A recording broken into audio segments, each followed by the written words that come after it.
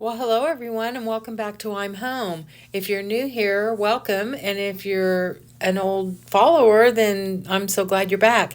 We've been having really cold weather here in Indiana. A lot of frost and freezing rain.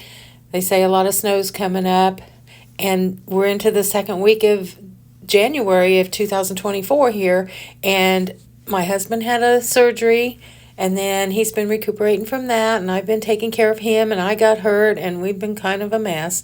But I've been staying in and dreaming about this. I cannot wait till spring. I usually don't say that, but I'm ready for spring in my garden and my flowers and my porch. I just can't wait. So I realized I forgot to show you guys my little sleigh and reindeer that I set up. I did it like 2 days before Christmas. I didn't have time to make a Santa, so I found this little wooden Santa at a thrift store for like 99 cents, and he's adorable sitting in there. And the reindeer looks like a dog pulling the Titanic. It's too small. But I bought an old belt at the thrift store, and I got it all put together and made some packages. But I'm going to have all this year to look for a Santa or make a Santa and get a bigger reindeer. And before I put all my Christmas stuff away, I wanted to show you guys something. This is my box that I keep all of my scissors and tape and tags and everything in, my ribbons. Well, here's what I do. I don't care for these little sticky tags that you buy. There's not enough room to write the names, and they're so small you can't hardly see them on the packages. So I save all my cardboard that's pretty. Like this is off of a candle lamp that I got for 49 cents after Christmas. And I save the cardboard, and I put those little stickers on the cardboard, and then I cut around them and make it a little bit bigger like a tag. That way you have more room on the back side to write whatever you want to write. They're big. You can see them when you go to pass out the packages. You can see it. And they're really pretty, and you're not wasting anything. And then I take my Christmas cards and I cut the fronts off of my cards. Sometimes I'll make a little wavy design or whatever, and I use those for tags on my presents. And they're great because they're big, you can see them. The person who sent them to you paid for them, and you just usually toss them or keep them for years. So you're getting more use out of them, and they're big, and you can read them, and you can actually see them on the package when you pick it up. Sometimes I cut different shapes, and sometimes I don't. Then I always take a little chunk of my wax melts. This one's a pine scented one, and I tuck it into the corner of my card box and leave it in there all year. Now I keep my card box in the house where there's no temperature fluctuation, but if you keep yours in the basement or the garage or the barn where it's going to get hot and cold, you might want to put it in a baggie and prick some little holes in it. But when you open that box next year, all of your cards, all of your tags, ribbons, your presents are going to smell fabulous. Now, I'm sitting here looking at my coffee table and thinking I need to get rid of that red candelabra thing, but I thought, no, I'm not going to because it's Valentine. So I took the scarf off, took all the stuff off, washed the scarf, and I thought I'd show you guys my table. I bought this at a thrift store about 3 or 4 years ago, and I've had so many different coffee tables because I thrift them. This coffee table is so heavy. It's got a marble top on it, and it's got the most beautiful legs. And believe it or not, when I saw it in the store, it was in the Mission thrift store, the legs were hot pink. I don't know what that was all about, but it's got the most beautiful scalloped edges and the prettiest legs, and it's got a little bit of pink running through the marble. And I mean, it takes 3 people to lift that marble off the base. You don't have to attach it or anything. It just gets on there and stays. And I love it. And it's round. My rug underneath it is rectangle. My couch is long. The room is long. This big round coffee table is 54 inches across. No, it's 45 inches across. Is perfect. So I'm going to keep it. I put my scarf back on after I washed it. And this scarf's beautiful. It's got all the golds and the rust and some green and a little bit of black. And then I found this big soup tureen real cheap at a thrift store, and it didn't have a lid, so I just started throwing all kinds of flowers and vines in it. I've added to it. I don't even know what's in it, but I like it. And I put the scarf back on, and I set it up on the riser of the 2 or 3 books that I put underneath it. And then I put this big bowl. And now in past videos, I've told you that this bowl is metal. It's actually glass, and it's a rust-colored glass. It's kind of iridescent. It's gorgeous. I got it at a thrift store. They're real popular at like TJ Maxx and Home Goods and places like that, but they're expensive. This was probably $2. And then I put like a green book in it and a candle holder and some roses and all kinds of junk. You never know what I'm going to put in there. And then around the edge, I'll tuck the apples and the things that smell good. And whenever I'm out thrifting, I try to pick up these glass hurricanes. They're usually 99 cents, and they're really nice if you decide to burn one of your tapers. I figure if it falls over, it's going to hit the side of that and it's going to go out. And if you remember, this is I called it French Country when I was looking for stuff for that French Country bedroom candle holder I got for 50 cents at Cora's place in Rockville. And I just use a battery-operated candle in it. And then, of course, I always pick up my little mercury glass votive candle holders in my rust colors and golds, and I just love them. I leave them out all year. Then this is a footed crystal bowl that I usually have stuff full of candy, but we had so much candy during Christmas, I decided until Valentine's Day we don't need any candy. But these bowls, they give them away. I'm telling you, they're worth a lot, but I get them cheap because nobody wants them. And then, of course, I just end off the table with one of my little hand-painted saucers that are pretty delicate, and I wouldn't use them all the time for dishes, but they're perfect for a coaster. And then underneath the table, if I'm sitting on the couch or the chair next to the table, I'll tuck books under there that I'm planning on reading next or that I'm working on, and I just put them there so I'll see them. This is from looking down from the ceiling. It looks pretty wild and crazy, but when you're sitting on the couch or across the room, it doesn't look so wild. And you've got room with your coaster to set your drink down or put your foot up or whatever you want to do. There's the edge of it. Now, I painted it a dark brown, almost a mahogany color, and then I stained it, and I left a few little nicks in it. I think it's from the 30s or 40s, but get this, guys. I found, you know how I'm always manifesting things. I don't think I manifested this, but I found it in an old magazine, and I'm going to show it to you soon. These little dresses I was telling you about, I made them back in the 90s. I made a whole bunch of them. People brought me fabric of their loved ones who had passed away. And I was reading in a magazine where the White House was having it wasn't a contest. You just sent in your artwork for women artists all across the United States. You could send in a piece of your artwork, and they would hang it on one of the Christmas trees in the White House. So I sent one of my little dresses, and it got picked. Well, I don't think it actually got picked. I think they just put it on there because I sent it. But they sent me a card with a thank you note and a big picture of the tree, which of course I couldn't see my little ornament on it. It was this little black satin dress. It's about 3.5 inches high, and it's all made with real sleeves and everything. And so I was kind of proud that it was put. I think it was 95 or 96. It was on the national tree. So I told you I'd show you some of my cranberry glass. I'm up on the cabinets dusting, and I thought I'd take some pics while I'm up there. This is just a tiny bit of it.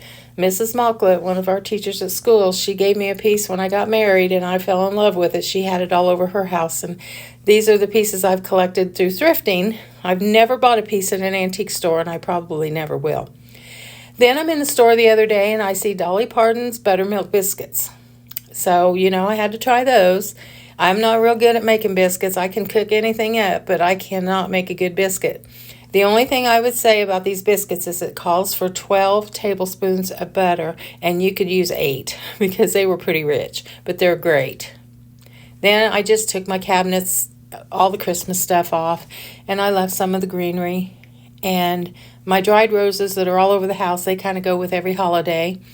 They're coming up here in a minute, what I do with some of those. You don't have to hang your flowers up to dry them. I just leave them in the vase. When they're starting to dry out, I dump the water out and just let them dry out, sitting straight up in the vase. And they dry out just fine. And if you don't have roses from your garden, and you don't grow roses, just get them at the grocery store. They'll dry up just perfectly. So I want to show you some Valentines I've been working on. I sewed a little cream-colored Valentine and antiqued it, and I started with my dried leaves and my dried roses and a big green ribbon, and I started tucking little pieces in. This is actually fake lavender. It's plastic, actually, but it kind of fills in and makes it look a little bit fuller. And then these little things are on pine branches, and they're just little tiny pine coney-like things. And I took those and stuffed them into the holes, and it turned out really pretty. I just kept adding more everything to it. I'm crazy. I like to add stuff. And then I decided I want beads hanging on the bottom of it. So I took some gold beads, the cheap ones, and I dipped them in stain and let them dry and hung those on the bottom. And this is what it looked like before I stained them. You can see how much darker they are after you dip them in stain. And they looked a little bit more expensive, a little bit richer than those cheap plastic beads you can get at Walmart. And then I just started tucking it around. This is, I don't know, this is it on my front door handle as you go out the door. And you don't have to worry about the stuff falling off. If they fall off, you can just glue them back on. This is on a candle holder. This is on, I believe, a mirror. I just tucked it on the corner of a mirror. This is tucked on a lamp, just around the base of a lamp. This is laying on a couple of books. You can, and of course, I had to put it on my little nature tree, and I think I'm going to have to make about 5 more of these.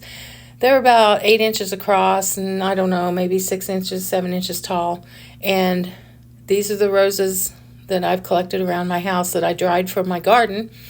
And some of them may have been from a grocery store. And then the ribbon, that beautiful green iridescent ribbon, I got for 25 cents at a thrift store.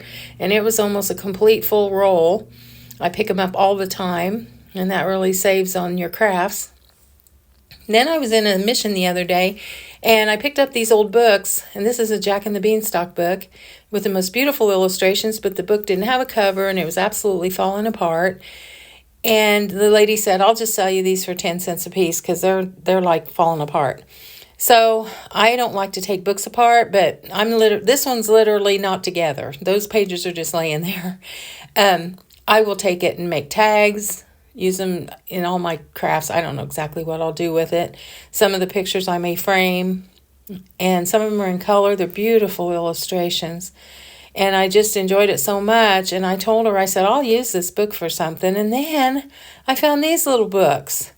And they had Roman numerals in them. But I sat and figured them out with my head and figured out they were made in 57 and 55. And they're falling apart too. They're not in the best of shape. But you know, I had to tuck them into my little nature tree just to see what they'd look like. They're little books. And to think they've been around since 57 and 55, that's before I was around. And this little one I'll probably put on. I may just leave my little nature tree up and put this on at Easter time and a couple other little Easter books I have. It's just too darned adorable. I couldn't pass it up. And more Valentines. I picked, this was my grandma's. It's an old postcard. And I'm really lucky to have some of her Valentines. These I found in her old secretary when she died. And I just cherish them. They're very fragile. They're very old. And I just keep them in a book on my bookcase so that every year I know where they're at and they're nice and flat and they don't get all crinkled up on the edge. But I set them out. Now this one's a reproduction. I got that for Valentine's Day a few years ago. And then this is a postcard that's not really Valentine's Day, but you know how I like my orange and yellow roses. So I set it out because roses are romantic and they look good for Valentine's Day. And then, of course, this is in my son's old bedroom that I'm dolling up. I just frame postcards. When I'm out thrifting, I find the prettiest frames I can find. And there's another cranberry glass vase that I found at a thrift store and another framed postcard. And they're kind of sitting around my house everywhere. These are hanging in the bathroom, in our hall bathroom where people come use it when, it's not our personal bathroom. And then, of course, my mom's lamp I found a few weeks ago. And this is the lampshade that came with it that I had originally taken off. But I think it's kind of short, so I think I'm going to add some prisms or some beaded trim to it, make it a little longer, and I think it'll look a lot better. But I did decide the burgundy looked better than the beige. And then for my miniatures today, these are some little plates that I made, and roses always make their way into my miniatures. And this is a little 1-inch Valentine candy box that I made several years ago, and it goes in my little dollhouses during Valentine's Day. Sometimes I just leave it out all years because it's so darn cute. There it is by a little chocolate kiss. And I talk about Marge Clark's cookbook and her Christmas book all the time. Well, I had to make some miniature ones for my kitchens and my little dollhouses, so Marge Clark's book's in there. And for my forever book, it's called The Glass Castle by Jeanette Walls. It was printed in 2005. It's the best book I have read this book so many times. When I go into bookstores, I'll see where it's required reading for a lot of college students. And it's just the most fabulous book. She's an enduring writer. I don't know how she writes the way she does, but it's funny, it's sad, it's just an enduring tale. It pretty much sums up all aspects of human nature. Now, they made it into a film, but I haven't seen it yet because I love the book so much that I've got these places and people and these characters ingrained in my brain, and I just don't want to see the movie because I know I won't like it and it'll mess me all up. I don't think the reviews were fantastic for it, but I'll go see it someday, or I'll watch it on Netflix or something. But this is it sitting next to my chair. I take it with me on vacation. It's just a book you can pick up and read one or two pages, and it'll either lift you up or make you cry a little bit, but it's a good book. So I just wanted to say that if you enjoyed this little peek into what I'm doing in the new year, please like and subscribe. Hit the notification bell so you won't miss any videos, and I'll do my best to bring you lots of inspiring ideas in 2024. As always, thank you for being a part of my creative journey, and please take care of yourself.